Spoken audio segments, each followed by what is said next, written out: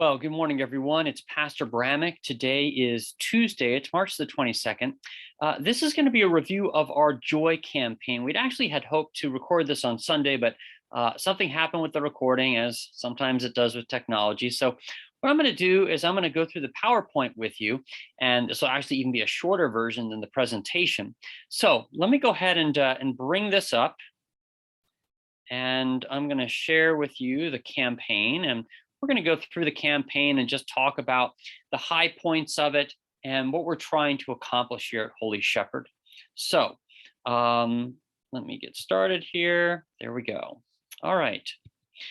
So I'm going to talk to you about the state of the South Campus. I'm actually going to do the entire presentation, even though it was normally originally done by Bob Lemke, our treasurer, and also Wes Wempner, our stewardship chairman, in addition to myself. So let's begin. Our church's one foundation.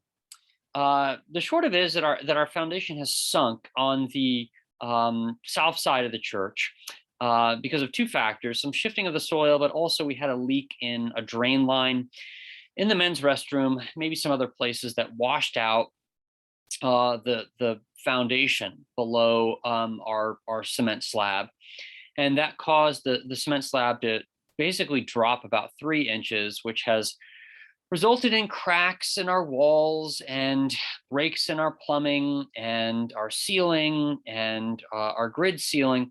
So we need to get that fixed and replaced, because we can't just continue to let things go.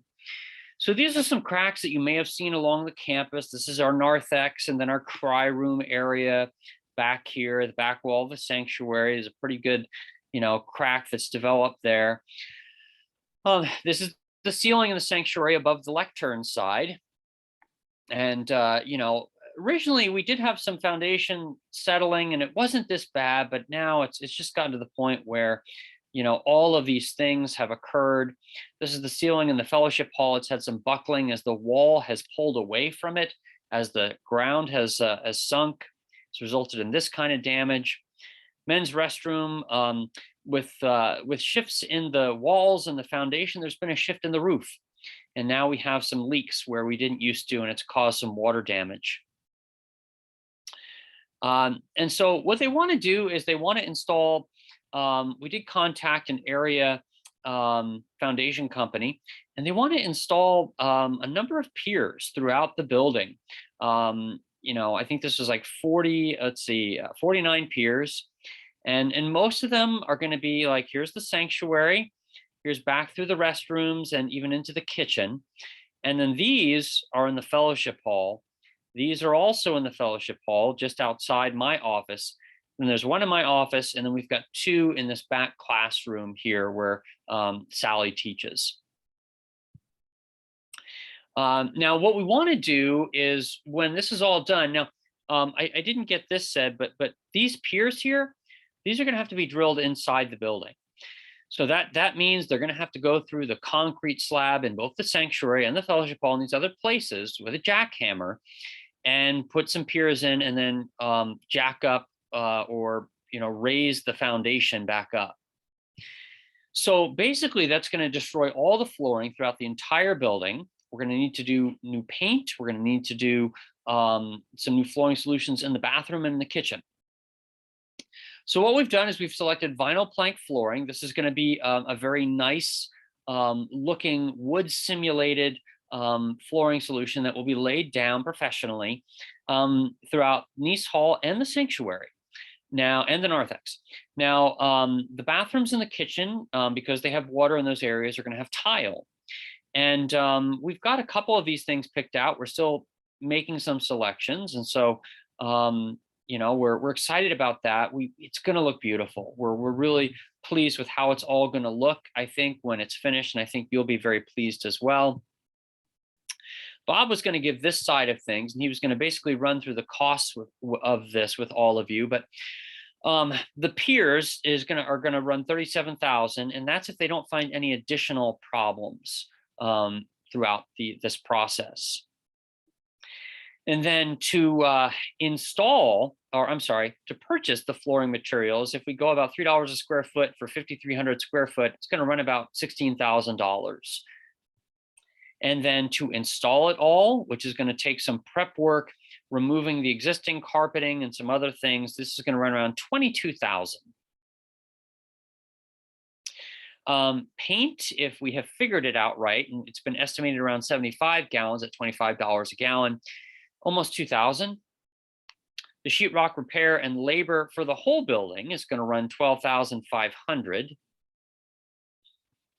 And then we have some additional estimates for plumbing repairs of $6,000.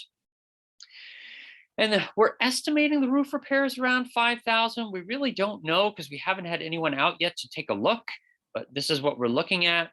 And then it's coming to a grand total of around 100,000. So this is going to be quite, like a little mini capital campaign here. So $100,000 for to make all the repairs, we believe. And then that doesn't include any miscellaneous or anything else that may come up. So timeline, after the service on May the 22nd, the 5 pews in the back of the sanctuary on the lectern side are going to need to be removed because that's where the piers are going to be installed. And then they're going to be relocated probably to the North Campus building. The foundation crews will be in that week of the 23rd, and they'll do their work. Now, we're going to have a time where after they do their work and before we can put in the new flooring and the new paint, we've got to let the building settle. So it's going to look kind of rough here for a couple months during the summer as the building settles and as we get the roof repaired. Once all that is done, then we can come back and we can paint and install new flooring. We believe that's going to take about 3 weeks. So that's going to be happening end of July, beginning of August, that the beautification is going to occur. All right. Now, here's just some FAQs that I had estimated that people might ask. The first one's a very predictable one. Will insurance cover any of the cost? I'm afraid not. We have asked around about this, and it's not a sudden catastrophic cause, and it's a more gradual cause. And so for that, we've been told insurance will not cover. The way we're preparing to pay for this at the outset is we do have a good savings fund, and we do have our Seeds of Faith fund. And so we're looking to get the project started with some Seeds of Faith money that will at least get our down payment going and start the pier renovation. Now, we're hoping that this Joy campaign that I'm going to be talking to you a little bit more in another minute or two is going to either offset that, or if the Lord really allows a great amount of generosity among his people, maybe even finance the whole thing. That would be wonderful. Can we do any of the work ourselves? Possibly, but if so, it may only save us like maybe $5,000 out of the $100,000 that's been estimated for this project. So not saving a lot, but some. And if that's true, it would probably involve the congregation doing the painting of the fellowship hall, the narthex, the classrooms, things like that. Okay, so let me talk to you about the Joy campaign here. So I chose the title of this campaign based on Ezra 6:16. And so this is talking about a time in Israel's past in the Old Testament when the Israelites went into exile in Babylon, and then after 70 years, they were allowed to return. Now, the Babylonians had destroyed their land and the temple that was built there. So when they returned, God allowed them to rebuild another temple. And this second temple was something that they were asked to sacrifice for. And so joy comes from Ezra 6:16. And the people of Israel, the priests and the Levites, and the rest of the returned exiles celebrated the dedication of this house of God with joy. So they really, the Joy campaign is about looking forward to a renovated house of God and celebrating in this house of God that has been, financed by the gifts of God's people. And so the Israelites, when they returned to the Promised Land, they were even asked to reprioritize the building of this temple ahead of their own homes. So they really made some sacrifices to make this happen. and $100,000 is quite a lot. So we're asking for a faithfulness among God's people. We a couple years ago when we renovated the sanctuary, that was around a $25,000 project, maybe a little bit more, maybe 30. And we were able to finance that completely from gifts from God's people. So we're very grateful for that. And we're hoping that that can repeat itself and perhaps even more so. But this is the house where we worship. This is the house where we do our ministry, where we receive God's love, his forgiveness in the body and blood of Christ and the sacrament of the altar, where people are married and buried, and where the ministry of the church occurs. And so it's really important for us to be able to finance this and to move forward. We'd ideally like for us not to touch our Seeds of Faith money, just because that money is really supposed to be to expand this campus in the future by either buying new property or expanding our physical buildings here. So we're hoping that this can not touch that, and we can still be saving for the future with the Seeds of Faith. Now, Wes was going to be covering this part of the presentation. I think the big part here to really emphasize is that we want joy fund giving, and we do have a special fund set aside now for the Joy Fund. It's called the Joy Fund. And if you want to make a gift to this, you can either write joy in the memo section of your check or write it on your offering envelope. There are building fund envelopes, I believe, in your box that you received. And so you can write Joy Fund on there to know where it's going to go. And then it will go in the special fund. The Joy Fund is being set up between now and the end of the year. So we're running our Joy campaign now through December 31st, if you'd like to give to that. The project will actually be finished, God willing, by the end of August. So you'll have an opportunity after August also to look and see how things have panned out, and be motivated to give either before the project occurs or after or during. What we do ask is that the Joy Fund, that gifts to the Joy Fund be over and above your normal usual giving, because we do have a budget here in the church. We have to pay salaries, health insurance, mortgage payment. We can't take away from that to pay for the renovations of the building.